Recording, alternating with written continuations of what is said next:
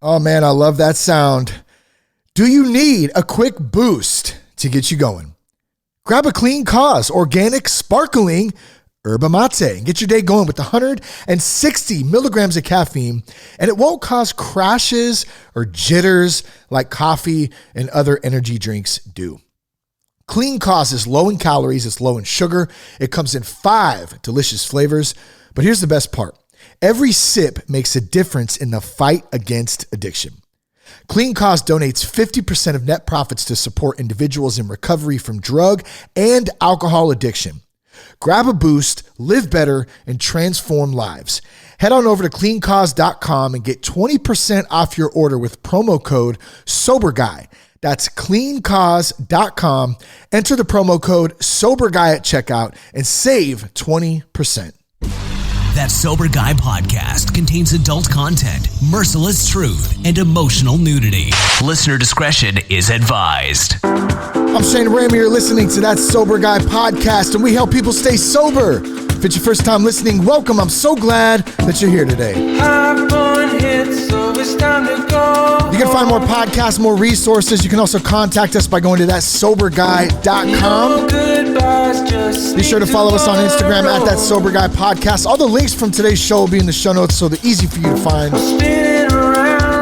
So excited for our guest today. His name is Brad McLeod. And Brad is the creator of Sober Motivation, a social media and podcast platform that motivates and inspires others while showcasing recovery guests. He shares a lot of other people's stories on the platform, which is just amazing, bringing so much awareness to recovery and just folks trying to live a better lifestyle, be better fathers, mothers, friends, just do great work in their communities. And Brad's also in recovery himself.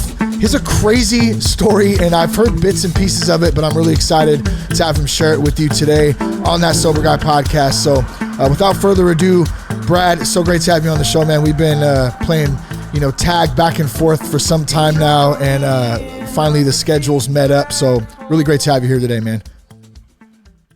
Yeah, dude. Wow. That was an incredible intro there. Thank you so much, man. And I'm grateful to be here with you to bring some hope to the people. Yeah, man. So how long, when did you get sober? January 11th, 2010. Got it. Okay, man, dude. So you're, so you just hit what? Is that 13 years? Yeah. Right around there. My math is somewhere on. I can still count, I guess. Crazy, man. And, you're a family man now. I know you've made so many changes in those 13 years. You got a couple of kids. Man, I don't know. Where do you want to start? Do you want to just give us a little rundown on some of your background, and then of course we'll get into sober motivation and the work that you're doing today, maybe a little bit later on. Yeah, for sure, man. I was born up here in Canada in '87 to be exact, and my mom was 16. She had twins. My dad was still wanting to do his thing, so he wasn't entirely in the picture. I mean, at 16, right? I guess some people are ready to go. I mean, even in my 30s, but I'm still learning about being a father and stuff, right? So My grandparents looked after us a lot while my mom went back to school. So she went back to school to be a nurse, finish up high school, all that type stuff, right? So that was, it was pretty good. I didn't know any different at the time. So everything was pretty good. When I was about 6 or 7, though, a big thing that happened there was we ended up moving to Texas. So my mom got a job down there at a hospital being a nurse. And this was like the first time that I was away from my grandparents, which like pretty much raised me. Plus another thing with grandparents is I always like to point this out. My grandparents, at least my grandparents, like saying no wasn't something they frequently did, right? So you get a lot of stuff, and I don't mean like material stuff, but they're retired, you get a lot of attention. They're, more willing to be there and to do stuff you want to do, right? I think it's just grandparents. That's what I've always seen. So then we moved my mom, my brother and I, because I'm a twin, and she's starting this career, right? Nursing, got to work overnights, you got to work weekends, you got to work here or there. We didn't know anybody down there. So it was different, right? It was different. And I think looking back, that's really when things changed, right? I started to struggle with anxiety. I started to struggle with, a different country too. And the cultures are not like extremely different between Canada and the US, but some things were different for Yeah. sure. And, working through all of that, right? When you're going to a new school, that was new. Mm. And, trying to meet new friends and do all that stuff. It's hard. It was a hard age to kind of start over with because a lot of those people grew up together, maybe in their neighborhoods, or they went to preschool and junior kindergarten. And you know what I mean? They had those relationships. And then here you kind of feel like an outsider almost, like in a sense. Yeah, of course. Every day. Yeah. I felt like that. Yeah. Yeah. So those were the earlier years, really. And then we moved there in Texas. And I mean, we were good. We lived in a 2-bedroom apartment. My brother and I shared a room. We had bunk beds. We didn't have, truckloads of cash. We, kind of struggled through it, right, with that single mom life. And I mean, we knew it. I knew it too. We had, didn't have all the nicest stuff. And yeah, I think that plays a role too, whether we want to admit it or not. I think it played a role, right? I didn't have the fancy stuff. And I didn't know that I consciously understood that at the time, but I think subconsciously I obviously had an idea that everybody had kind of different stuff, and it kind of made me feel like more, not part of everything. Yeah. So that was like, growing up, man. How old were you around that time, like the moving again, when you moved? That was like 6 or 7 in between there. Okay, got it. Yeah, so you're just starting to kind of get you're a little dude, trying to make friends. And like, I think about my son. My son's 8 right now. So I think about if we picked up and moved somewhere and he didn't know anybody, although he's very resilient and that dude will talk to anybody. When you're put into a brand new community, brand new everything, I would say it takes at least a year just to like adjust, you know what I mean? Just to get like your footing in there. So where did it go from there? You obviously didn't end up staying in Texas because you're back in Canada now, but how long did you stay in Texas and where did it go from there? Yeah, Texas was a couple years, I think, man. I mean, the exact days and years, I don't remember to a T, but it was for a couple of years. My mom met my stepdad. They're married now and everything.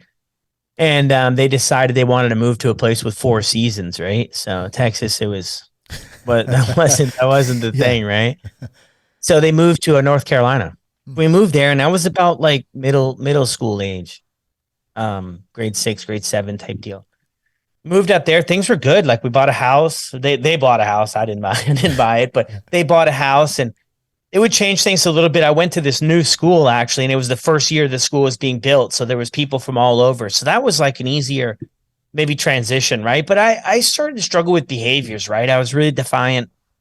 I started to struggle with focusing in school, and I couldn't focus. I was acting out to get attention. I never did well in school. I never ever really passed the test probably in my entire life until I went to college.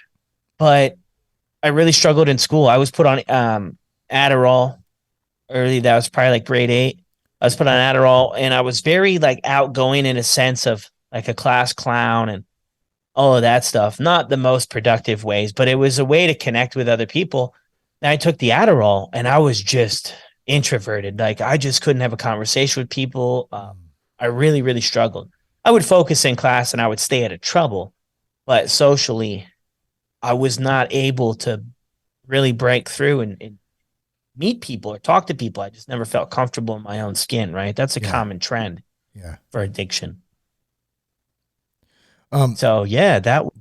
Well, let me ask you about the Adderall real quick. As somebody who has personally experienced that,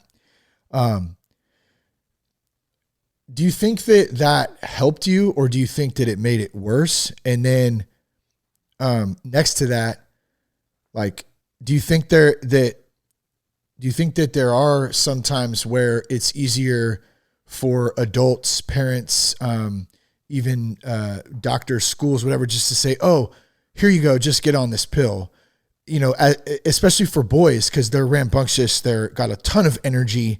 Where do you what are your thoughts on that? Just in general. And I know every like situation is different. So I don't want to sound like it's like, oh, no, you can't, like, it's, what do you think?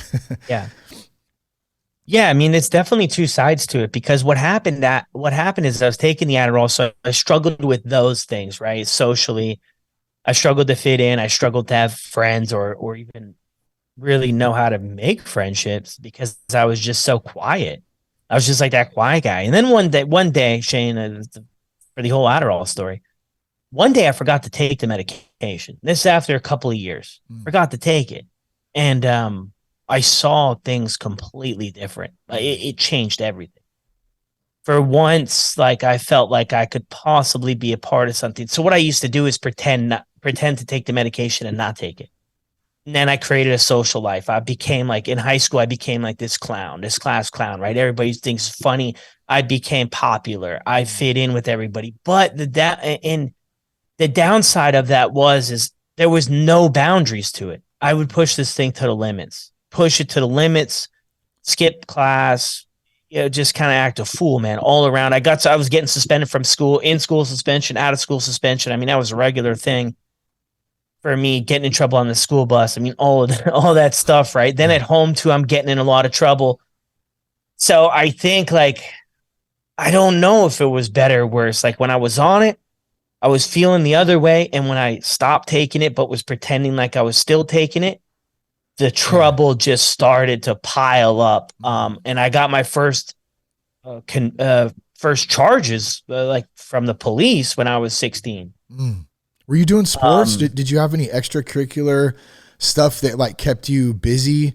Any type of like academic clubs or school clubs or sports, anything like that? Yeah, no academic clubs. No, I did sports, man. I actually played paintball. Oh, nice. That was a big thing I did, man, paintball on the weekends. Yeah. I played soccer and stuff, but like when I got a little bit older, I didn't really follow through with any more of that stuff.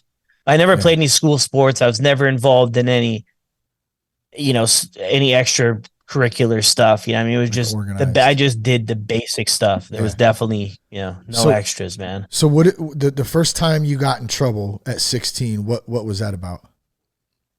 That was garage hopping, man. I mean, all my trouble I got in over the years, 80% of it was just trying to fit in, just trying to belong, just trying to be part of something, and I was kind of like the guy I was extremely impulsive. That was the thing when I got off the Adderall, but the impulse was just crazy. And I'd been going to doctors, psychiatrists, therapists, learning centers, counselors, everything ever since I could remember, man, since I was young. I had been seeing people that were trying to support me to, like just to get in line, man, to get in line and just do what I needed to do. And I mean, I just never did. I never followed the rules, and that carried over to the house, right? Because, my parents are great people. They wanted me to do well in school, and I never did well in school. And I just felt like a loser because all my peers are celebrating their exams and their scores. And like, I would just leave halfway through and just not even finish it. Like I just was so full of anxiety and impulse. I'd rather just go shoot hoops at the community center. So I would just pack up the final exam of the entire school year in grade 10. I would just turn it in and it was blank. And I mean, you're my folks, they wanted to see me do well, but then that would cause friction for them, right? Because they were like, you have to do something, like at least finish the test, whether you know the answers or not, at least. And we couldn't really understand the disconnect there about why I couldn't get that together. So the first time I got arrested, I got caught garage hopping, man. The story with that was we had taken some golf clubs and we had a buddy of mine, we had stolen a bat from a store to Dick's Sporting Goods. And the golf clubs that weren't good, we decided to throw behind my parents' house. So then the cops caught us on camera selling the bat to play it against sports, came to my parents' place, looked around the yard, found all the golf clubs. And I mean, the case was just building, right? Yeah. We were by no means innocent for that, right? So that's 16, man. I'm charged with felonies, right? I had no idea going into someone's garage was a felony charge. Yeah. The garage was open. That was my thinking. It was kind of like dumb kid stuff, like in a sense, just messing around, probably not really thinking a lot about it. And and then all of a sudden you get hit with a potential felony and you're like, what's that? Hey, one thing I wanted to point out too real quick before we go on. Oh, my cat's going crazy there. Got a cat. We're crazy cat people now. Our dog died in December and all of a sudden we have 2 cats now. It's great. Jose Canseco and Ruby. In any case, sorry. The feeling to be included and be wanted and like part of the crew, and like part of something, like part of a community, a group of friends, whatever. I I fast forward and I think about sober motivation and like, I mean, I'm sure you're aware you have a pretty large platform on social media. The podcast is growing. Do you ever think like tie those two together that like out of that deep, like need to feel that as a young man, like now you're able to give back and give people who feel like misfits and feel not wanted and feel like they failed or, they're having a hard time in life. They have this place now that they can go and share and they can be themselves and they can be a part of something. I mean, I think that's really cool. Yeah. I mean, for sure. I think when I started it too, there was like this vision anyway. It didn't start where it is now. Obviously I started with one follower and I think that was my wife, but and now we have we probably have close to 1 million followers between Instagram and Facebook and some other platforms. So I never expected that. That's another thing. But I love to give people a voice. And because I think a big part of my struggles early on is I never felt heard. Like it didn't matter because I didn't feel heard because I wasn't checking off all the other boxes. Well, why would we listen to you? Because you're not doing well in school. Why would we listen to you? Because you've been suspended from school 10 times. You skip class, you run away from home. I mean, you can't, the feedback I got from the world was like, you can't even do the basic stuff. So it doesn't matter what you think or what you feel.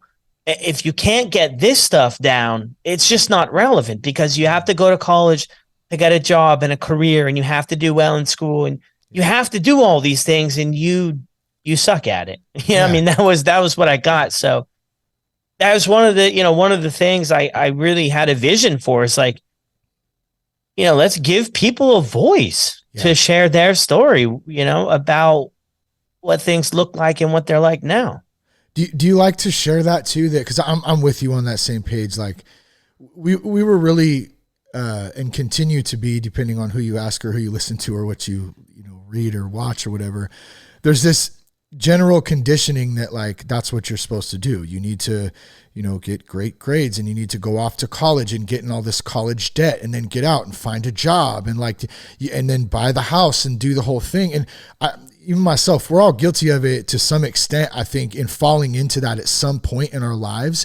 But like for my wife and I, like we've really changed the trajectory like of our kids' life. Like I'm not saying like don't go to college if that opportunity presents itself, but like I am saying don't go to college and go get in a bunch of debt to get out and not even be able to find a job later on because you got stuck in that trap. Like we're kind of teaching them about history and entrepreneurship and thinking outside of the box. And you know what I'm saying? So like, is that something that you kind of relate to in the path that you've taken, or do you talk about that stuff with your kids, or what's your take on that?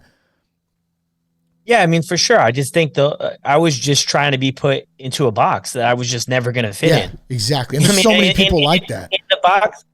Yeah. And the box just wasn't going to change. Because the box is going to be great for 80% of people, but for the 20 that are really going to struggle in it, they're not going to change the rest of it. And that's kind of what, looking back, Shane, I had no idea of this at the time. You know what I mean? Totally. I mean, this is all hindsight 2020, right? But I just wasn't able to figure it out. I just was not able to put this together. And I had absolutely no interest in reading books, and I had no interest in doing math. And I never did it. In high school, I never read a book, not one book. Yeah. I had no interest in sitting down and read a book. I got the Cliff Notes a couple times for projects. Yeah. And I don't even know if I'd read that, man. Honestly, I can't remember even putting that. I think my mom would try to help me out with it. And that caused so much friction though at home, right? When I look back, it's like that piece there caused so many problems between my folks and I. Yeah. Because everybody was scratching their head. Like, what is he not getting this for? When I look back, it's like, I still couldn't get it today, even if I was put in that situation. So, I mean, for sure, I think that, there's different things people can do, but I mean, just overall encouraging people that if there's a lot of resistance with where you're headed, like maybe it's just not where you're meant to be headed. Yeah. And it's okay to not like be part of the pack. See, now I see that. At the time, I felt a lot of shame and a lot of guilt that I just couldn't figure this out. Why can't I be like everybody else? That's what I used to go to sleep and wake up thinking, like, if I can't be like everybody else, and I used to struggle with suicidal thoughts too. And I said, well, if I can't be like everybody else, well, then what the fuck's the point of doing it at all? Yeah. So it got deep, man. That sort of thing, it really, really, I got hung up on it for a while. Man, yeah. So so after you get in a little bit of trouble for the first time, the garage hopping, like, where does it go from there? How do you end up from, what happens between that time and then just being 100% addicted to drugs and living a life that you never probably thought you would be living? Yeah, no, great question. So the thing after I got when I was 16, right? So I'm brought into at 16 in North Carolina, you can be charged as an adult. So I'm brought into the big jail, and I'm sitting, and this was kind of a pivotal moment where I committed wholeheartedly that I was going to change my life, Shane. Oh man. I was just convinced that I was going to start listening to my parents, because I knew if I listened to my folks, they're incredible people. I would do well. So I go into this jail cell, right? I'm picturing like the movies, right? The bars everywhere. There's no bars. It's like panes of glass. And I go in there, and they book, you have to be booked in. And they put me in this cell. It's about a 10 by 10. There's a fella in there, and he's just sobbing. He's sobbing, and I'm like, oh, that's, it's kind of strange. Me, naive, young. I'm like, hey, what's going on, buddy? And he tells me, and he's been picked up for potentially murdering his girlfriend in New York City, and he was catching the train system down, trying to go to Florida. That's what he told me, and I was like, oh my god, and I'm like, well, I've never been in a spot like this. This is a scary spot, because there's nobody like hanging out or watching you or there to like save your butt if things hit the fan for a few minutes. There's none of that, and I figured that out too pretty quick. Like, they lock the door and they're gone. Yeah, and man, I swore after that, dude, I was in there for a couple hours, right? And then my parents bailed me out. I saw the judge in there. They set a bond, $5,000. My parents bailed me out. I get out of there. I walk out of the front of the jail downtown. And I told my mom, I said, my gosh, I said, I really messed up. My mom's like, yeah, you did.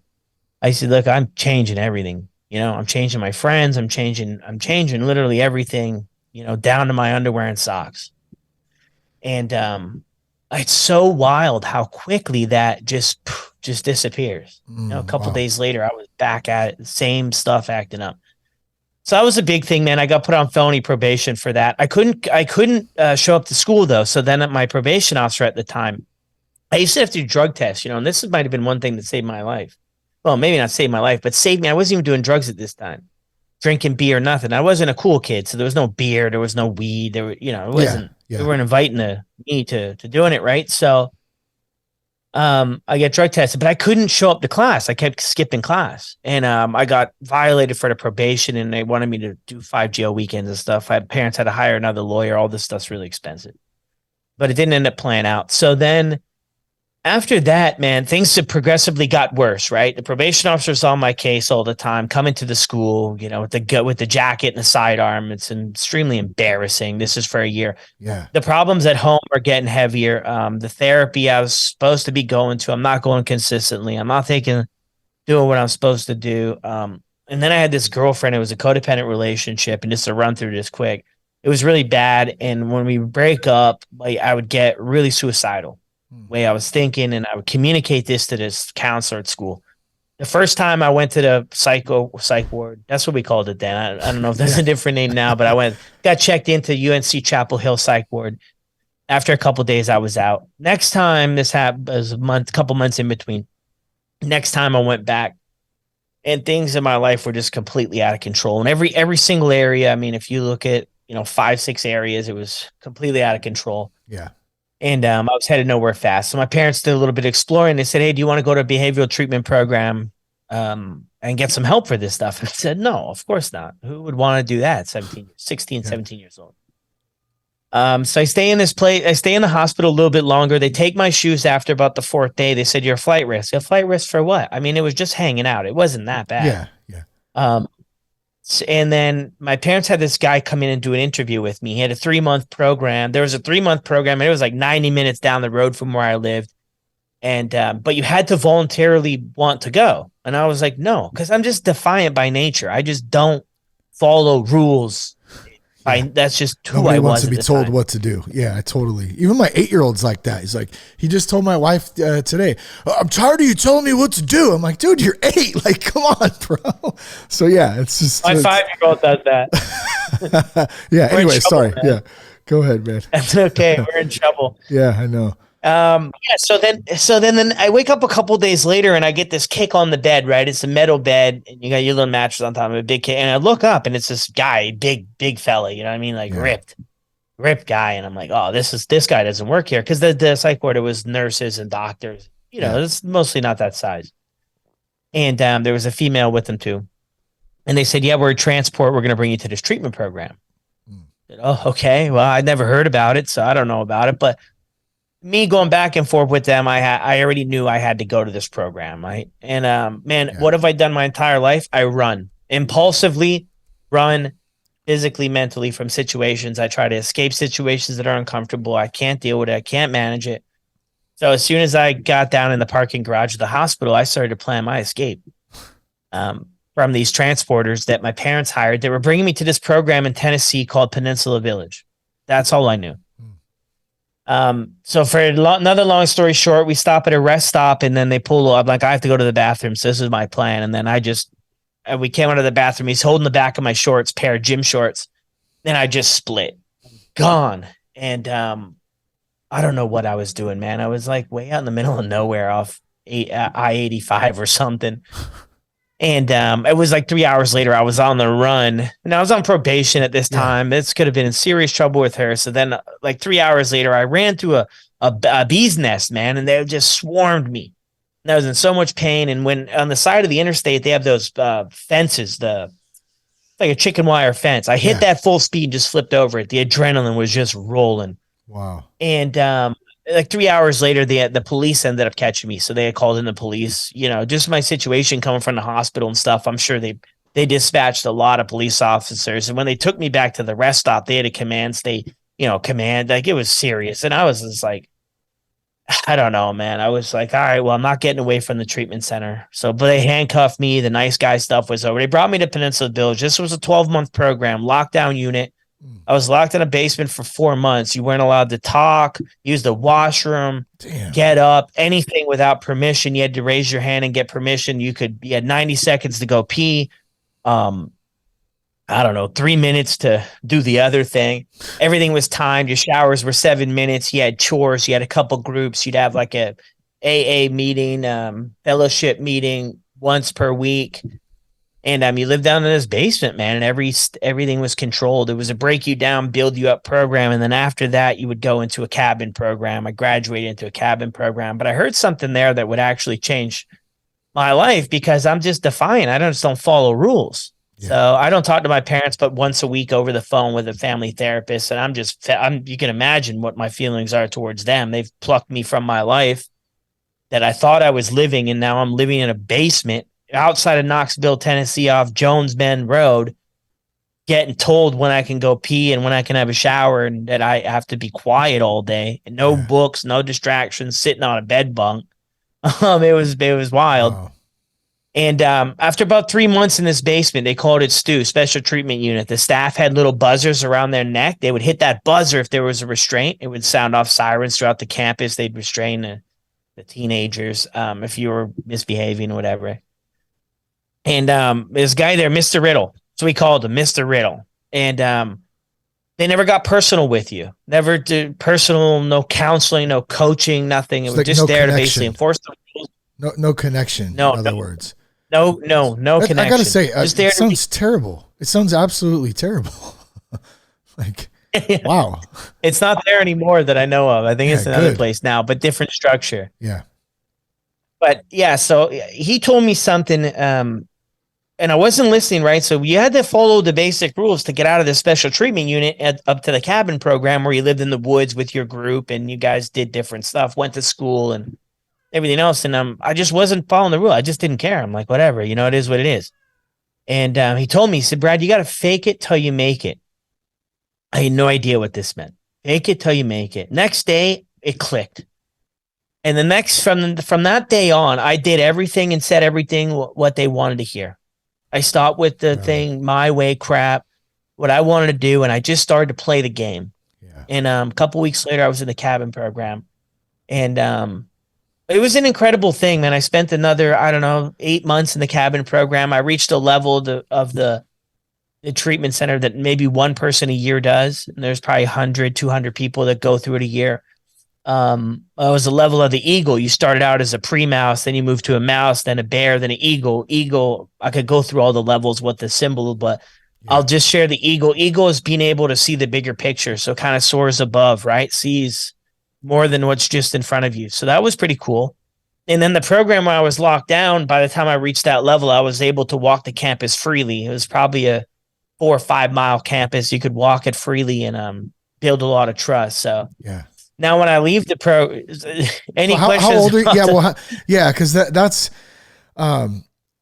that's pretty incredible. I haven't heard of a place like that. First of all, I didn't know that was something that, the whole program. I mean, I'm sure there's much more to it. You just kind of dropped it in just a couple of minutes, but how old were you at that time? 17. 17.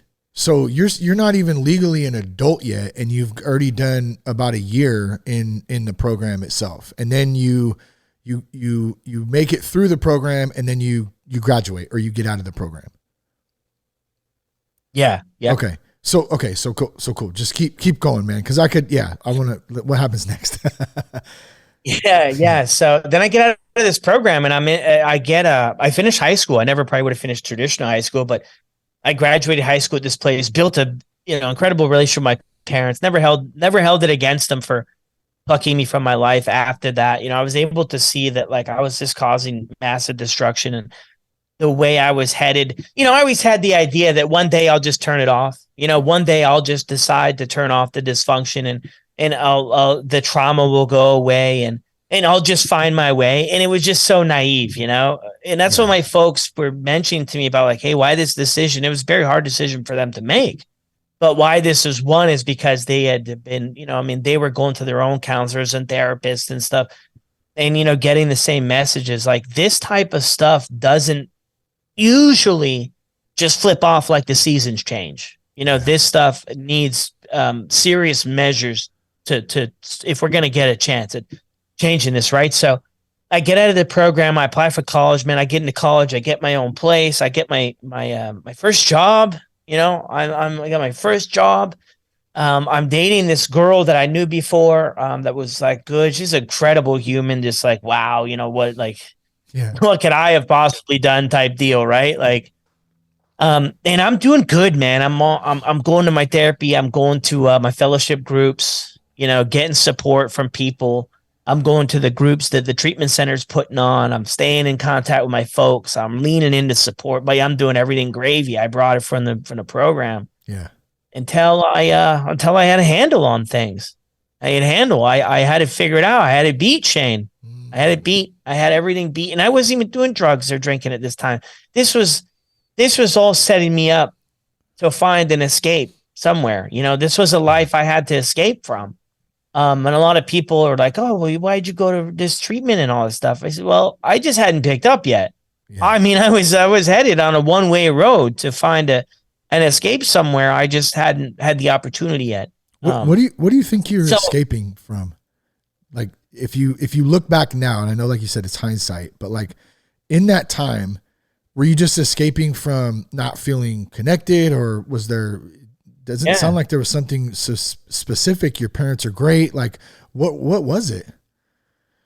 Yeah, I never felt like I was valued, by the world, not necessarily by my folks. I couldn't feel it from my folks. My folks loved me, but I wasn't able to accept it. I was more interested when I was a teenager for my peers to accept me. And I felt like some did, but the majority didn't.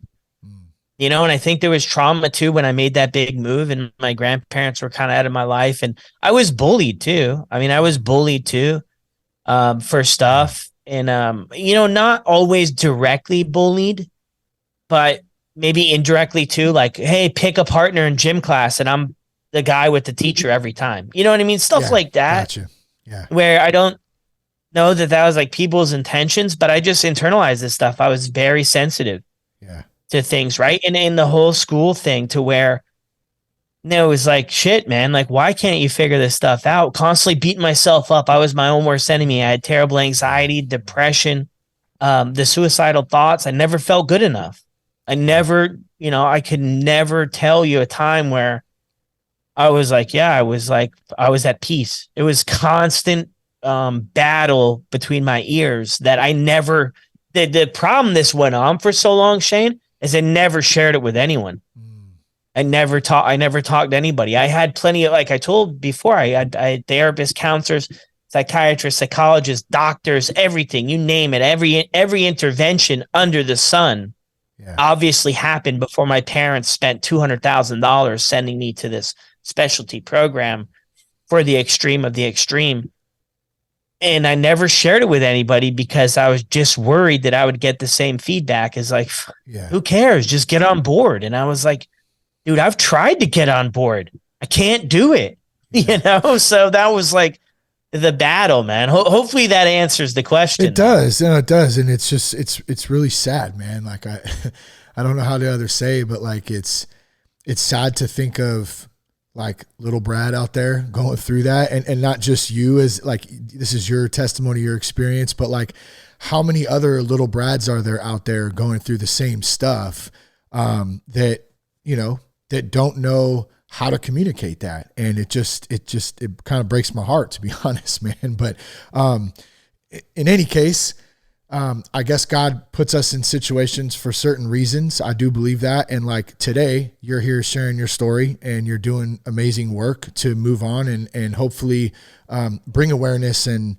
conversation and, help people understand that kind of stuff. So just, I guess, thank you for doing what you do, man. And it gives a little context, I think, or for me, a little more context to your whole platform, with Sober Motivation too. And I think it's even cooler than I already thought it was. So, anyways, go ahead, man. Yeah. All right. Are we ending there, Shane? Let's, what do we got? No, yeah, we're good, man. I want to hear, we haven't even got into the drug stuff yet. Like what the, I know. I know. What are we doing, man? No, how could so many things go wrong without drugs and alcohol? I know. Involved? It's actually pretty incredible. Yeah. So go ahead, man. Take it away.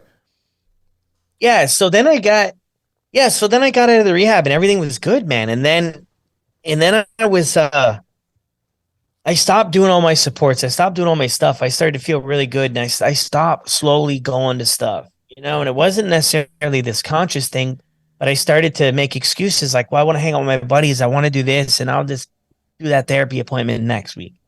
Or I'll just do this next week. I'll do it there. And then, the farther you get away from stuff, the easier it is to just say, forget about it, right? Like, it's much easier. So that's what happened, man. And then I got introduced to, I had my own place, right? And the thing with this girlfriend fell apart, and I had a buddy move in. Another good dude. Everybody involved with my life, 92% of them were actually really good people, that didn't have problems with substance use or like getting in trouble with the law. They were good people. But he liked to have his beer, right? So he was a big party animal. This guy was like the most popular college kid in the world. I mean, he had access to every party every night. And I wanted to belong. So that's what I did, man. So we started drinking beers and stuff, and at first, buddy, it wasn't a big deal. Yeah. It wasn't really a big deal. We would go out party every night. I mean, I had trouble interacting with people. So, I mean, the alcohol was definitely serving a purpose for me. I mean, it would settle me down. I'd be able to talk with girls and do, all that type stuff and fit in and be, feel like I was a part of something. Right. But I had a buddy over. We were playing poker one night. I had a couple buddies over. I was working at this restaurant, right? Everybody who's been part of the restaurants. I mean, that for a lot of them, it's probably not, I'm not going to throw a general statement out there, but there's drinking and drugs at anyone I worked at. It's available. Not everybody was doing it, but it was available. So buddy comes over and he's got this pill bottle. And we're playing poker, and I had never even knew about this stuff before, Shane. And he's taking this pill, and I said, "What are you doing? Like taking a Tylenol? We're playing cards, drinking beer and stuff. Like, what do you need? Like, why don't you just head home or something?" And he's like, "No, it's a Percocet." I said, "Oh, Percocet? Never heard of Percocet before." I said, "What does it do for you?" He said, "Oh, you just feel like you're floating." Floating. I said, "Oh, okay. Well, what's it cost?" $5. I was like, all right, let's try, let's get it, man. I'm already drinking the beers. What could be the worst, right? What could be the worst thing that happens here, buddy? And I everything I had been looking for my entire life, a way of feeling, not feeling what I was feeling, like came true for $5, Shane.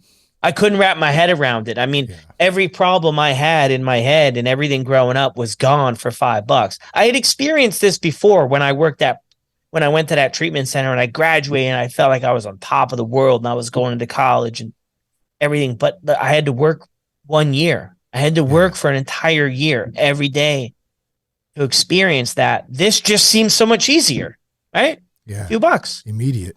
And that would kind of take me down the road, man, of, I linked up soon after that. I started to figure out how I was going to get more, right? How am I going to get more of these? I knew somebody whose mom had a bunch of surgeries. I did a Google search. Well, how do you even get these things? Get them from the store or surgery, right? You have surgery, you get them prescribed from a doctor. So I kind of convinced this person into to getting this shoebox full of them. Oh, wow. And I was taking those pills. I was naive, man. I had no idea what this was. I thought, I would just take this shoebox, a couple hundred pills, and like my life would go on, right? And this would be another season and move on. And I didn't know about withdrawal. I didn't know about becoming addicted. I didn't know about, getting sick if you don't have them, or restless legs, or, any of that stuff. Yeah. So that's how it started with the pills, man. How many were you taking a day when you got to like towards the end of it, like at your max? Yeah. I mean, sometimes I would take 10 or 20 Percocets in one sitting. I mean, this was towards the end before I got into heroin, and I would throw them all up, dude. Take 20, my stomach was just, by the end of it, right? You're taking this stuff. It's got so much Tylenol in it. At least that's what I was told. And, I was taking so many, buddy, and just throwing them up. I was in a panic. I mean, I was doing stuff. I'm not going to get into all the stuff I did, but you know what I mean? That's bad, right? When that's your supply. Oh, yeah. And that the withdrawals are going to set in, and you don't have any more money. But the shoebox thing, that lasted me for about a month and a half, man. And I remember one day I'd taken so many. And I was driving into school, and I used to drive into college. It was a one-way road. And then there was this light like halfway down it. And I passed out in my car at this red light. Yeah. And I was doing cocaine too. So I'd stay up all night, and then I would take the pills to try to function the next day. Yeah. And buddy I worked with, he was like, dude, I saw your car. It was parked at the red light. And I was honking and honking and honking and honking. And I said, dude, I didn't hear anything. And it ended up, what happened is a fire truck and an ambulance came behind me. Oh, and the firefighter opened up my door, and it woke me up. And this was a really busy intersection. Like if my foot would have slipped off that brake, I would have probably been dead. Wow. But it was so weird to me how my foot stayed on the brake. Like this could have been, for a fire truck to get there, it could have been 15, 20 minutes. This is in the middle of nowhere. And I was like, well, I got to have a look at something, maybe I need to make some changes. But I never did, man. I never did. I kept running with it. The pills got too expensive. They dried up. This is when everything was kind of coming out. Is that? And then I talked to my buddy. Is that what led you to heroin? I was going to say, is that what kind of led? Yeah, man. Because heroin's cheaper and. Yeah. More available. I mean, you could go and you could pick it up anywhere. And at the time there, I'm living in North Carolina. So yeah, I mean, it was busy, and that's what everybody I knew was switching over to. Where everybody was switching over to that because the prescriptions of the people we used to get them from, this stuff was drying up or was just becoming too expensive. So, I mean, you could get equivalent, for $100 of pills, you could get heroin that would be like $1,000 of equivalents, so, and I still, yet again, man, I had no idea what I was getting into. I had absolutely no idea where that was going to take me. Yeah, it's crazy to think about that. Like when you think about to the earlier part of your story, like in your teens, like, having issues paying attention and trying to be accepted. Like you never wake up or start your day off and go, wow, one day I'm going to be addicted to heroin and, you know, really just destroying my life, you know, and not even really knowing at the same time too. I think it's interesting that like that you didn't have any like really idea of what the full like consequences of that lifestyle could be. You just kind of just went with it. And so, I mean, what happened once you started down that path? Yeah, I mean, once I got on the heroin, I used to run with a buddy of mine, and then I started to really feel the withdrawals, right? And I was still like a little bit unsure because I had such a heavy supply for a bit. The withdrawals, if I had them, I could usually find a way to get stuff. And man, I remember sitting in it. Well, we were driving my girlfriend's car at the time. Like, tell me how bad of an idea this was. Girlfriend's car at the time. He's got to drive though because he knows the dealer. So we go to like the projects of Durham, North Carolina. We go in the projects and we drive. That was like how we did the deal, right? The guy drives by, you drive, you know, on this street. It was the strangest thing. But I remember waiting, right? I called him up. I said, hey, you know, so-and-so, I need to, like, I'm feeling my legs are shaking, dude. I'm getting really hot. Like, what, you know, is this something to do with what we're doing? He said, oh, yeah, like just nonchalant. This was a seasoned veteran. And he just said nonchalant, yes, withdraw. I said, all right, well, what do we do about it? He's like, oh, yeah, I got to get more. Damn. I said, okay, well, then let's get some more. And he would call Buddy. The thing with Buddy is that, I mean, you usually wait about 3-4 hours. This is the madness of the whole thing. Yeah. So we go and we're waiting at the Sheetz gas station, right? Buddy's like, I'll take a milkshake. Get me a milkshake. Okay. Got a milk. Like 3 hours later, it's just dust. It's gone. I'm like, why does he want a milkshake? There's nothing to it. Yeah. It never made Shane. It never made sense to me. Yeah. But we were waiting there for 3-4 hours. You know what I mean? And I'm just thinking this whole time, like this is, you know, it's madness, man. I'm thinking like, yo, the right thing is I should probably just call this quits while I'm ahead. But you just want that relief, man. You know, you just want that, and that's a secondary part to it. At least for me, it had its initial purpose, but then you get hooked, you know? So then it's not even about belonging. And then it wasn't even about fitting in. And then it wasn't about all that shit. It was about, well, I'm addicted to this stuff, physically addicted to this stuff, mentally addicted. And if I don't have it, it consumes every thought and every move I make, you know? So that's where I got stuck, but I remember that thing, you know, and then we would go on to buy many, many milkshakes, Shane, that just wasted away over time. And I never understood it, and I never will. And I got arrested when I was like a later stage of 18. I got arrested again, man. This time for car hopping. It's a little like a long story, but I got another felony charge. That's a felony in North Carolina, going in someone's car. And I didn't even go in the car. I learned another hard lesson here. This is not like saying I'm not guilty of this, but I learned a guilty by association. So if you're with somebody who does something, you know, you're good. It's the same deal. So I was with a buddy. That's what he did. I knew what he was doing. I'm not saying I didn't. I was well aware what we were doing was wrong. And we went on the run actually from the police. They came, it was like 4 a.m. and they came firing up the street, and I saw the blue lights, and we split, and we ended up at this pool where they had a phone, because we didn't have any phones, cell phones or anything. And I called my girlfriend, right? This chick I was dating, and I mentioned her before. She was an incredible human. I mean, never even stepped on an ant before.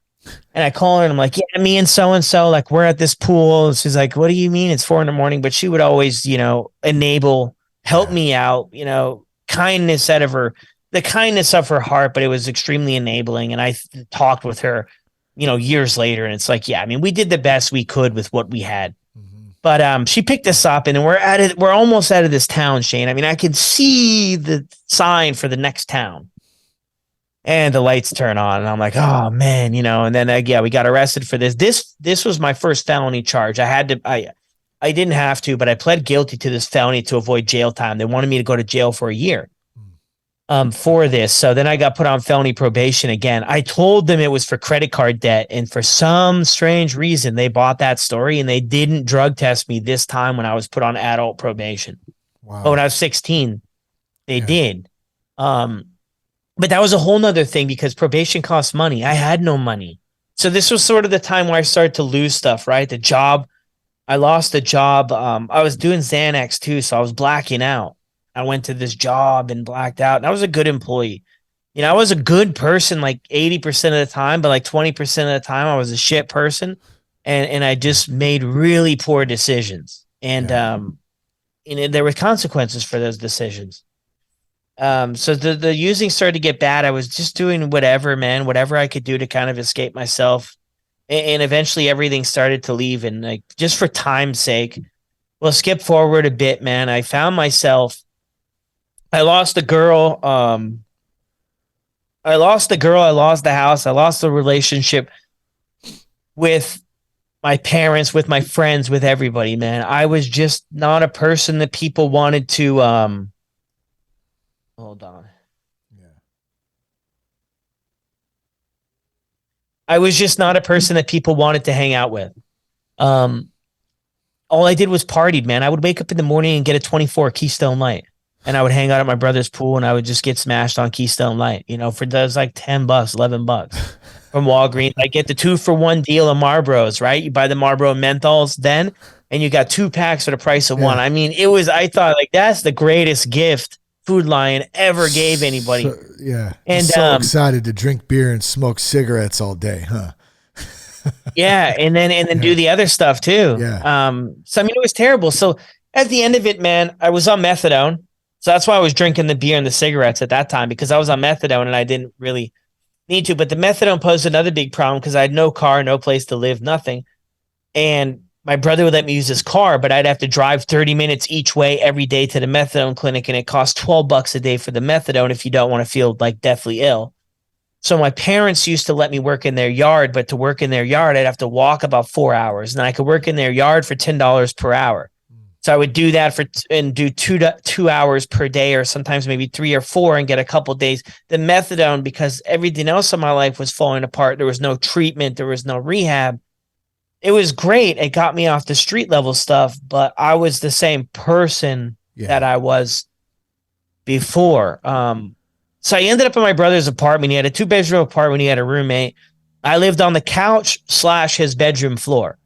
He was embarrassed to have me around while he had people over. So that's when I would live on the floor. If he had people over from work or wherever, and they would be, doing their normal partying stuff, which I just couldn't seem to ever do. And then I'd sleep on his floor. And I had this sort of spiritual experience one morning. I woke up on his floor. The sun was just kind of baking, hit me right in the face. He was gone to work, and I used to put on Dexter for some reason, and I'd listen to Dexter while I fell asleep. I couldn't stand my own thoughts. So I would listen to Dexter. It's a dark sort of show. I don't know. I know why, because it's the only show I had. It's the only DVD I had. We didn't have cable. And I woke up that morning, man, and I kind of had this realization and this dialogue with myself that this shit's either going to kill me, I'm going to do it, like I'm going to take myself out, or I'm going to try to get friggin' sober. And I had no idea what the heck that meant. I had no idea what that meant for me. I had absolutely nothing at this point. And I mean, I could paint more of a picture, but hopefully we get it here. There was nothing left. Yeah. There was no more dreams to sell. I had cashed them all out of me getting help and getting support and doing everything. So I had these grandparents, right, to kind of go back to the beginning of the story. I mean, these incredible people, and I hadn't talked with them for years. I was frankly embarrassed, and I didn't want to bother them with my problems, right? They're in their 70s. Like, the last thing they want to do is hear about their grandson, their world. I was, my brother and I were their world. The last thing they want to hear is about how, like, I've completely burned my life to the ground, so early anyway. I picked up the 3,000-pound phone, and I called them, and I said, like, I need help. I'm on, I'm on methadone. I'm on this, I'm that, everything. And my grandfather said, I'll never forget it. He said, meth. He said, their houses, they're blowing up around here because they're cooking meth. You're on that? And I said, no, it's different, Grandpa. It's different. So, but yeah, they drove down the next day, and then they picked me up and went to rehab. And then we went down to South Florida. So they brought me down there for detox. So I did 7-day detox down there, and then I came back to North Carolina. You know, I mean, I wasn't going to go to rehab. I had no resources to go to rehab. And at that time, I mean, it wasn't, the way it is now where you can just get plugged totally in and different. you can do different stuff. So that was kind of like what it was like for the end. And then I didn't even get sober after that, though. As bad as that is. My grandparents came, but the cops were looking for me again. My grandparents were down at my parents' place for a bit, and they were calling me all the time. FedEx, you got a parcel, you got a package, you got to pick up and stuff. And I was like, dude, nobody's sending me a package. Like, enough with the games. I know I'm not getting a secured package that I got to sign for, but that's what they're trying. They tried that trick. They tried jobs. Yeah, tried all this stuff to kind of catch me. And I was living on my brother's floor, no driver's license, no car, I mean, I wasn't working, nothing. So I guess a hard fellow to find. I don't know. My grandparents came to we're heading back to Canada. Do you want to go with us? And I was like, not really. No. I mean, my life's here. I mean, I thought that at the time. I'm like, now looking back, I'm like, what life was that? But I went with them, man. And I came up here and I got a job. I was doing a heck of a lot better than I was, man. I cut out all the drugs, but I was drinking beer every day. Yeah. I was drinking beer every day. I mean, every single day, smoking cigarettes, that whole jazz. I was working my job. I was living with them, but to come off I wasn't drinking every day. It took a couple months before I got into drinking because I was coming off that methadone still. Yeah. I took 3 months. I lost about 60 pounds. I didn't sleep through a full night in probably 3 months, maybe 4 months. I couldn't eat. I was all messed up. So they had to, just kind of be patient with me. And then I got this job and I was drinking. And then that was all right. So then I wanted to go back and visit my folks and this girl, right? We had reconnected, right? It's always a girl. And my brother and stuff in North Carolina. When I got off the plane, I was arrested. I was arrested and charged with 6 counts of drug trafficking. And I knew something was up, and that's a whole nother long story, but I knew something was up. I just didn't know what. I didn't think it would be that serious. And that happened because I sold drugs, narcotics. That's what they call the policing world, narcotics, to an undercover police officer years prior. Oh, wow. And they were looking for me for that long. So a buddy of mine had introduced me to this police officer, and I mean, that's the rest is history, right? So I'm booked in. And this was the big turning point, right? Because I was drinking and everything. My life was better, but it was still shit, honestly. And you didn't even really remember this was a thing of the past. So this kind of came back to haunt you when you least expected it, in other words, which is probably number one, quite surprising. And then number two, you're like, dude, what's going on? Yeah. Well, I was I mean, they had my mugshot and come off the plane there. And I'm just like, oh man, this is bad, right? It's not a good look. Yeah. So yeah, I had no idea. What it was about. And then I just remember sitting on the cop car. I remember they have that drive-by lane at every airport that you drive around, you pick people up, you can't necessarily stop. And I remember I'm up on the cop car and they're patting me down, legs spread, handcuffs are going on, and I'm just looking out of the corner of my eye, right? Not really looking for anything, but I'm just thinking to myself, how do I, this is, man, I just can't catch a break type deal. And I see this ex-girlfriend driving by, and she's got a smile ear to ear, man. And I'm just it just kind of all hit me, man. I can get emotional at this point because this was the time everything changed. And I was just dude, I can't live like this anymore. Everybody's depending on me to be there and do it. And I just let people down all the time with my bullshit behavior and this addiction. And so that was the day, man. January 11th, 2010, buddy, where I was sitting there and handcuffs, and I knew this was going to be a long journey and a long battle, but I kind of made a commitment then and there that the plan small was over. This crap was dead. I mean, I was, even after I had that dialogue, I'm like, dude, you don't even know how to pay bills. I mean, don't get too far ahead of yourself here with making changes, because you're headed to the county jail here in a couple minutes. But it changed something for me, man. It really did, and those were the moment I woke up on my brother's floor, and it was never really after a rock bottom. You know, like I think a lot of people are like, oh, I gotta wait for rock bottom. And it's like, no, I mean, figure it out now before you end up in some of these Yeah. situations, you know? Yeah. So from that story, I ended up doing a year in prison in the US. I had to plead guilty to all the felonies, you know, and I got 7 felonies on my record. And that was a plea deal. Basically, I was, cause I was never a US citizen. I had a green card and I was a citizen of a Canadian citizen. So the agreement would be that after I finished my time, I would be deported. So then ICE picked me up, Immigration and Customs Enforcement picked me up. I spent about 3 months traveling from jail to jail to jail to jail to jail.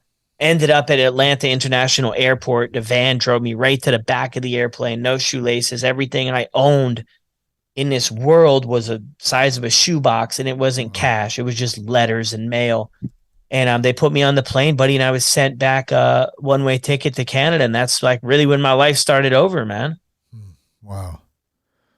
I have a question for you about the methadone. Do you think that, in your opinion, based on your experience, but then also based on the work that you do, the other, folks that you talk to, do you think methadone serves a positive purpose, or is it something that just enables folks to continue down that path that is negatively affecting their lives?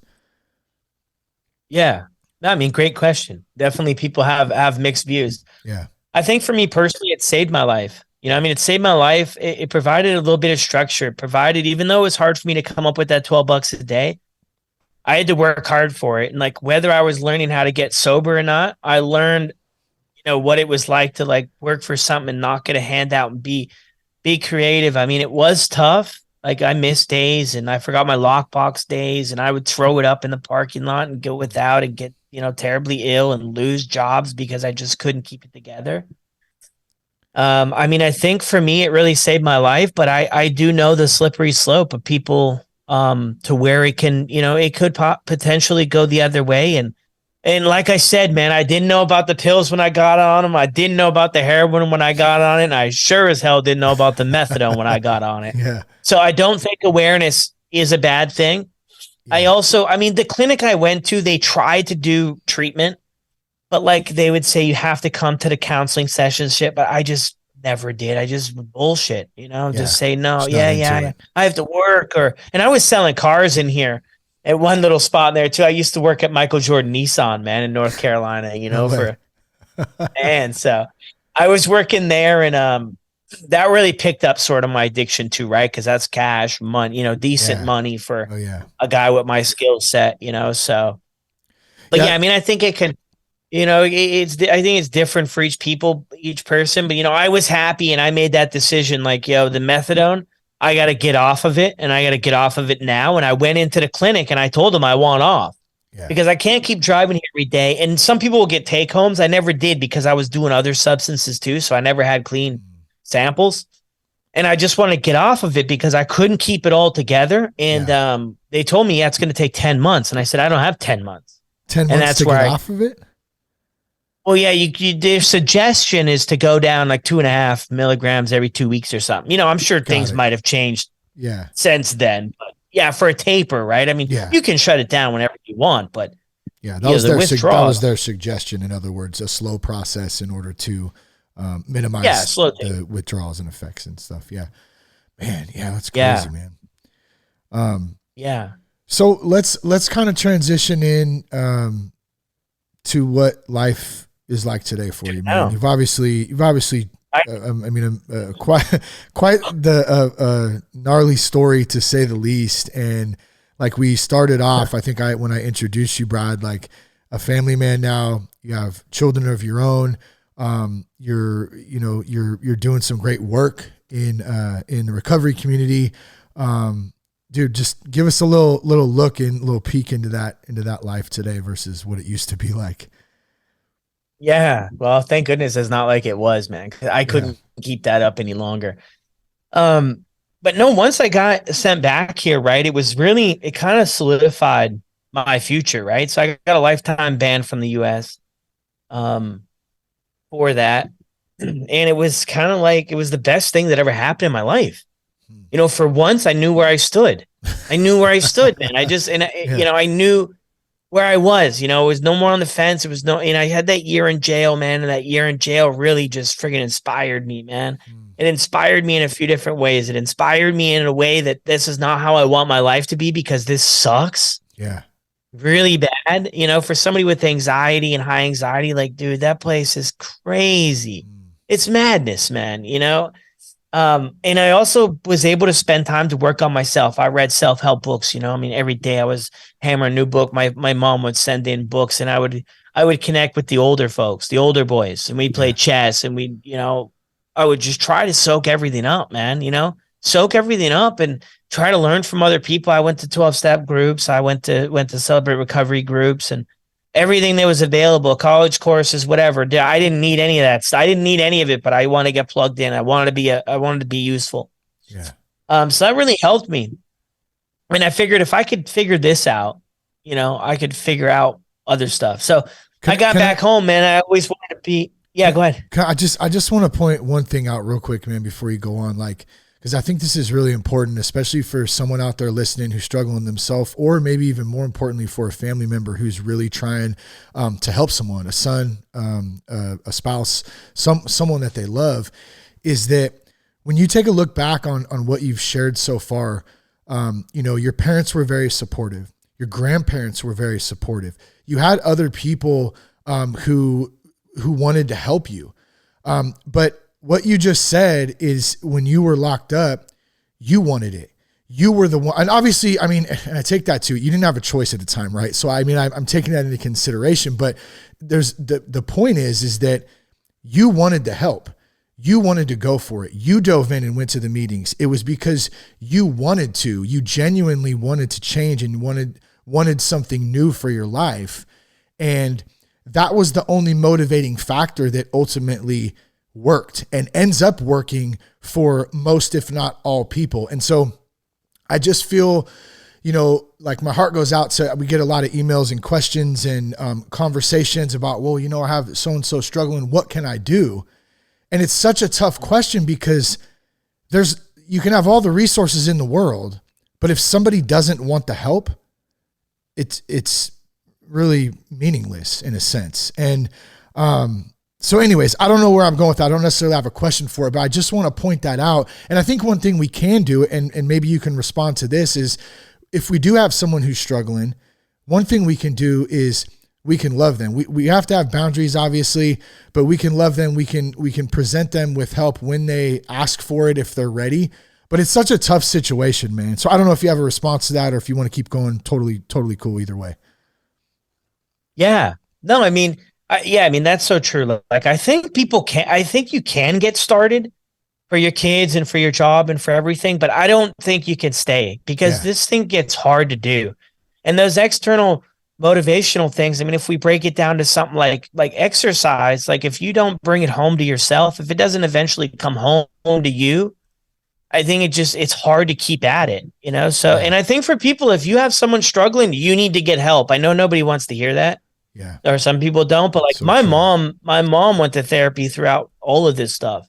And that's what helped, I think, you know, just conversations over the years helped her kind of stay level-headed with it all, right? Because as a parent, you dive in there, man, and you're emotionally invested in this relationship. You need a third party that is not necessarily attached to it like that to kind of bring in a different perspective. But I mean, they do make fellowship groups and you can go to therapy and you can talk with people about, you know, what's the best way. And what you got to do is just get some support so that you feel like when you're doing the hard work of setting boundaries and the person who's struggling is just, I mean, putting it all on you, that you're doing the right thing and you have somebody else who can say like, hey, you know, John, that's the right thing to do, you know, and whether it sucks and feels uncomfortable, you know, I think that might be helpful, but I love all that stuff you said. I mean, that point, I was stuck. Yeah, absolutely. No. And I love the recommendation for that. Like you have to understand if you have a loved one, you need to get help yourself too. Like there's things that, you know, that we just don't know if we're not in that kind of world. And so, I 100% agree. There's all kinds of groups and stuff. I'm sure, Sober Motivation has resources. I know Sober Guy has resources. So there's lots of stuff out there for anyone listening if you want to reach out. Hey, where do you think the sober movement's going? I know it's kind of a random question right now, but it just feels like if we go back, we're a couple years off from each other on when we got sober. Mine was 2013. There wasn't a lot of options like there is today, especially through media and social media. Nobody was talking about this stuff like they are today. And so I really do believe there is it's a whole new wave. I mean, how many podcasts, new ones starting every day and people talking about this stuff. What's your take on like where this whole movement's headed? Sober is cool, man.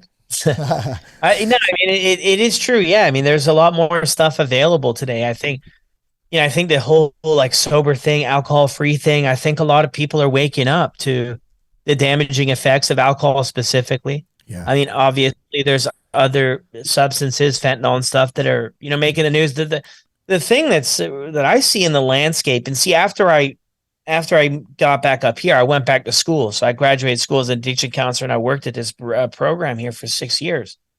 And what I started to see towards the end of it was the fentanyl creeping in, right? You're losing teenagers. They're overdosing and dying on McDonald's washrooms. And that's when I personally stepped away from it. These kids I had got to know for 6 months, you get the call right from their folks. And I mean, it just hit you like a ton of bricks. That was never a thing. When I was out there, like people would get sick and you'd have stuff, but you'd see them again. Yeah. You'd see them again. It wasn't. You could get a shoebox full of Percocets and not really worry about swallowing a fentanyl pill, where now you couldn't, you couldn't pay me to do just because of that pure risk. Yeah. And you're so right. That risk was not there. Just not that long ago. Yeah. And it's what some people I think are still confused about, and I don't know, Shane, how they are, but these are not people that are drug addicts. And I'm not a huge fan of the word drug addicts or whatever, but just for it all to make sense, right? These are people who are just experimenting, at least in my community. These are just young people who this might be their first experimentation with the substance. And, it's tragedy. It's tragedy, but to answer your question too, man, I mean, I see a lot more awareness. I might kind of wrap it all up there. I see a lot more awareness coming out about alcohol specifically, and obviously about all of the damaging effects of all of this other stuff.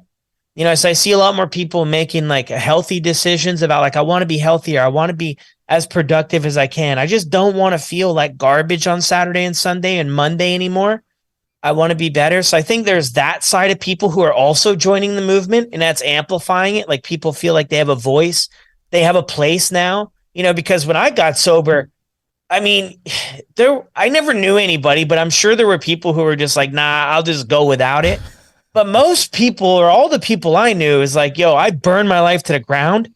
I either do this or I end up burning my life to the ground again. It wasn't really like what I'm seeing now. People are, and people are like, I wouldn't say they're, like a lot of people are like gray area drinking, like they're headed there. I think they're probably headed towards it being more of a problem than it is. I mean, this stuff's progressive. The first drink I had, it didn't do what it did to me at the end. Yeah. The first pill I had, it was progressive, right? So I think for most of us, that's the thing. But I mean, I love to see everybody kind of sharing their own stories, their own journeys, their own ways of living their best life. I mean, to me, at the end of the day, sobriety is living my best life. And I know to do that, or for that to even be available, like I just can't be using stuff, man, because I always want more, man. It's never enough. One or two or three or under, it's never enough. Once that obsession gets going, man. Yeah. It's pedal to the metal. It's a monster. Right? Yeah. Yeah. Well, before we wrap up, we just got a couple of minutes. Tell us a little bit more about Sober Motivation. Like how can folks get involved? Can they reach out if they want to? And how did you said you started with one follower. You think it was your wife, which I love, by the way, because I think my wife was my first follower too. Of course, we got supportive ladies, which is awesome. But how did it grow? You've really grown it into just such a purposeful platform that's helping a lot of people and bringing so much awareness. Just tell us a little bit about little more about it. Yeah, man. It was weird how I got involved with Instagram too. I used to have this guy live with me, right? Because early on in my entrepreneurial journey, dude, I wasn't making income or Yeah. much. So I rented out this room upstairs in my place, and then I ended up renting out my basement. And let me tell you, dude, huge disaster. Don't do it. This one lady had beer cans, dude, stacked up to the ceiling. Like this whole area was beer cans. And I was like, No oh way. my gosh. Oh, wow. But good people, but it was a lot. Yeah. So I had this guy, and he was scrolling on his phone on the couch, and I'm like, dude, you spend like way too much time on that phone. So what are you looking at all the time? He's like, it's Instagram. I'm like, okay. I never heard of it at the time. This was like, I don't know, 6 years ago, was it? Yeah. Time flies, dude. But yeah, around that time. And so I got on Instagram, man, and I started sharing my own personal story. That's where it all kind of started. But then after a while, I was like, yo, like I've shared my story. Like I can only do it for so long. Yeah. Getting old. I'm getting tired of hearing it. So I can't imagine what other people are thinking or feeling. Yeah. That's when I had the idea of sharing other people's stories. Sharing other people's stories. And like at first, like I'll be honest with you, dude, it was a small platform. So nobody was, too interested, right? In like being vulnerable and sharing their story. What's the point? Couple hundred people, their own profiles were bigger. So they're like, I'll just share it. So it was hard to get stories, man. But I had a few people who had an interest, man. And then we started to build, man, slowly but surely. And then Good Morning America got a hold of me one day. And I'm like, oh, like, I'm just nervous, dude. I'm just a wreck. I'm like, oh, what? Like, they want me to go on the show? Like, I'm not built for TV, man. Too nervous, right? I'm sure I could do it if I had to, but at that time, like, I wasn't really too sure of everything. So, they wanted to run a story, man, about sharing stories and featuring some of the stories and stuff. And they posted it all up and everything, man. And we had a little influx of people, maybe 20, 30,000 people in a day. And then the New York Times picked up a story and wanted to share about sort of the movement. This is kind of when everything was picking up, and a few other people reached out, and there's a few other opportunities. And things just grew, man. We got connected with some really cool people, some celebrities. Never hurt to kind of get the word out there about stuff. And it just slowly built, man. I've been posting like one or two stories and a couple memes like every day for 6 years. I mean, it's, because I get a lot of messages, Shane, right? Like, excuse me, how do you get it? How do you do it? How do you do it? And it's like, dude, I've been doing it every day I have some help. But for the most part, like, your boy's been doing it every day for 6 years. And, I think what you mentioned before brings everything full circle. Is I ultimately don't want anybody to feel like they're alone in this. Like I once was, if I can put a message out there, or other people's stuff out there that somebody can plug into 24/7, to help them feel like they're not alone and that they belong somewhere and that their story's valid and their journey's valid, we win. Yeah. We win on that. And so that's been kind of the thing, right? So I had to figure out how to incorporate other people's stories, but build trust with other people and, stuff to share their journeys. And it's just been free. I mean, it's just been crazy, man. It's been crazy, incredible. Yeah, I love it, man, and I love following on Instagram. It's at Sober Motivation, and we'll be sure to put any links today in the show notes so they're easy for you to find. If just in case you forget, at Sober Motivation. I don't know how you could do that, but last question for you, and then we're gonna wrap up. What do you say to someone listening right now? They're struggling with alcohol or they're struggling with some sort of substance. They want to quit. They just don't really know where to start. Yeah. The $1 million question. Look, this is what helps me, and it still helps me to today, not necessarily with not using or drinking, because I don't get the desire to do that, but you got to move your feet. So people message me, how do I get sober? I think that's the wrong question. I sobered up 100 times. How am I going to stay sober? That's the question. And you got to move your feet to find that answer. So I think too many of us try to think our way out of situations. I'll just will my way through it. I'll just outthink myself, or I'll just outthink that next craving or that next trigger. I'll just figure it all out. Look, my experience is this thing's going to wreck you 99.9% of the time if you try to do it yourself. You need to reach out to somebody else. Connect with somebody else that's been on the journey and just be honest with them.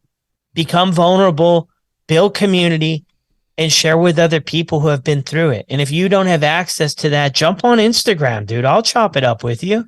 Yeah. I'll hang out with you for a bit and talk with you, or I'll connect you with other people who will talk with you. But I tried to do this stuff on my own, man. And every time, dude, I just banged my head against the wall because I couldn't do it. So I think, like, ask the right question. If you're messaging people, how do they stay sober? Yeah. What do you do to stay sober? Do they go to fellowship groups? Do they go to church? Who are they connected with? Who are you hanging out with, man? I mean, so many things, Shane. I mean, it there's a lot of stuff, but yeah, I mean, I think that's, get connected with people. But I mean, that's a hard thing to do. I get it. I was struggling the other day, man, not with drinking or drugging, but I was struggling with just mental health stuff, dude. And I was out walking, man. And I'm thinking, dude, I need to talk with somebody. And and I've been doing this for a long time, dude. I mean, I'm a counselor. I've been working with people in recovery. I mean, it should be no problem for me to ask for help. And I was stuck, dude. And I wasn't wanting to ask for help. Yeah. I was like, no, I'm not talking to my wife. I'm not talking to so-and-so. I'm not calling anybody. I'm just going to will my way through this. And then like a minute later, I'm like, dude, this is a terrible idea. It doesn't work. And I picked up the phone. Yeah. I actually got on Instagram, man. And I had my buddy on there that I've connected with on Instagram. I say, hey, dude, can I call you? And I don't really know this guy. I say, I said, hey, can you call me? And he called me and we chopped it up for 30 minutes on my walk. I told my wife, I'm struggling with stress, anxiety, and it's just second guessing everything. And it's, it just handcuffs me and I'm having a hard time moving forward. And, it was just like that, and that changed everything, dude. And now we're here recording this show and like, I'm just feeling good. So it's like, you got to get over that, that idea of that we've got to figure it out. And you just got to get outside of yourself, man. And if you're spiritual, higher power, God, whatever it is, like you do your thing there. I mean, you know what you need to do and how to connect, right? Yeah. Yeah, dude. I love that you shared that. I mean, after 13 years, going through and all the work you do, you still point out that we all have our days. We're not perfect. Like we're going to have a shitty day at some point.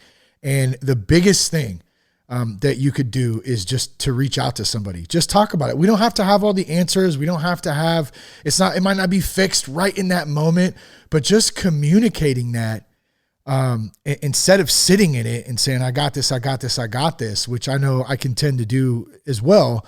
Man, the relief in that is huge. So thanks for sharing that. I know that's going to speak to somebody out there listening today. Dude, Brad, thanks so much for coming on the podcast, man. Really enjoyed this chat. And, anything else you want to follow up with, before we wrap it up?